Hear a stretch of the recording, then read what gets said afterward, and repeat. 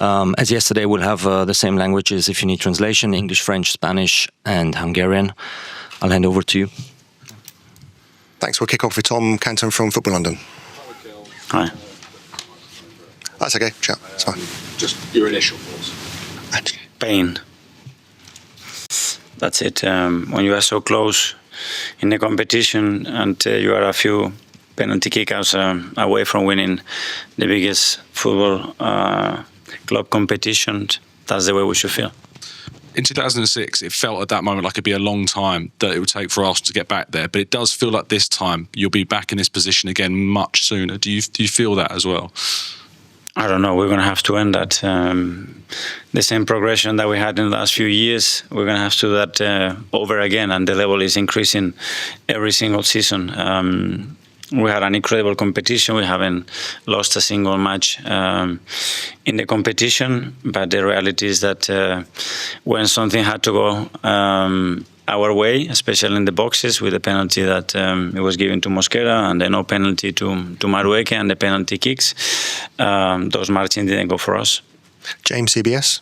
Hi, Mikel. I know you said you're feeling a lot of pain now, but is that mingled with pride? Because you came so close. Before that penalty, it didn't look like you would concede. For sure. What I said to the players and the staff is that if I tell them 1 million times thank you, it's not going to be enough. And it's not because we won the Premier League, and it's not because we played the Cup final, it's not because we played the Champions League final in the manner that we've done. It's because the joy and the moments that we have lived together every single day, and that's above anything else. Alex from the BBC, to the left. Hi, Mikel. Hi. Can I just ask about the penalty takers, Gabriel? Obviously, unfortunately, to miss the fifth penalty, put in a great performance. I know you had to take off a number of your regular takers as well. So how did he end up number 5? Did he put his hand up, or how did that come about? He wanted to take number 5. Obviously, we have prepared and trained this moment. Normally, the penalty takers will be Bukayo, will be Martin, it will be Kai for sure. And we knew that if we go to extra time and penalties, the penalty takers will be different players. Still with the quality, when you got reps, take penalties in training, he doesn't miss any. But then you have to do it in this moment. We've been unfortunate not to have the same precision and efficiency that they had, and that's the reason that we haven't won it. James, Athletic. Hi, Mikel. Your team have shown in the Premier League that they know how to respond to these kinds of disappointments, how to use this pain to motivate them to come back, to push on. Is that what they need to replicate now in Europe, in the Champions League? Yes, first of all, you have to go through that pain, digest it, and that turn it into fuel, as you said, to improve and to reach a different level, because it will demand a different level with the quality that is around Europe. I want to congratulate PSG, Luis in particular, because they are, in my opinion, the best team in the world.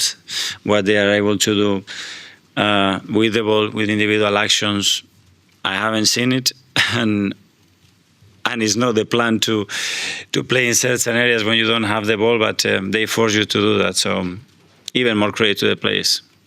Ed from The Guardian. Hi, Mikel. You mentioned the penalty just earlier. Do you think that it was a bit unfair on you, considering that they got given a penalty and you felt it was a penalty for Arsenal? Well, it's comparing. I watch all the penalties in the competition in the last 72 hours to understand what is a penalty and what is not, and that easily can be a penalty. Okay, Phil, PA. Mikel, just following up on that, I suppose. I mean, over here on the on that penalty. I mean, that could have won the match, obviously, for Arsenal, and possibly the final. So it must be super frustrating. If is not what happened, and that's it. So we need to do better. We will have to improve and find different margins to get the outcome that we want. Okay, Sam from The Telegraph on this side. Hi, Mikel. You mentioned PSG being the best team in the world and the things they can do. Is that what you look at now in terms of evolving your team and getting more towards that fluidity and freedom, perhaps? Yes, and individual action that they have for sure, and yeah. And then you have to get into the competition with all the squad available in the best moment, each player. And we've been with more players, many more players than last season, but not all of them in that condition for different reasons, and that's something that we have to improve as well.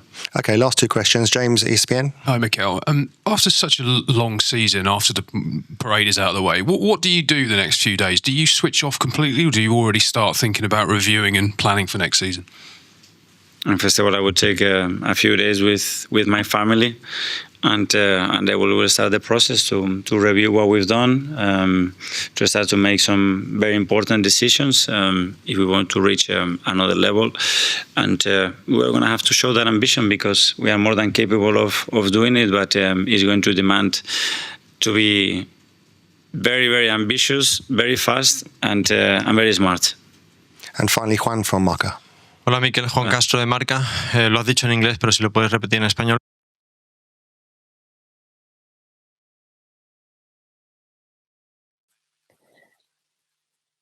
So tomorrow you're going to have 1 million people waiting for you in London. What are you going to say to them, to these people?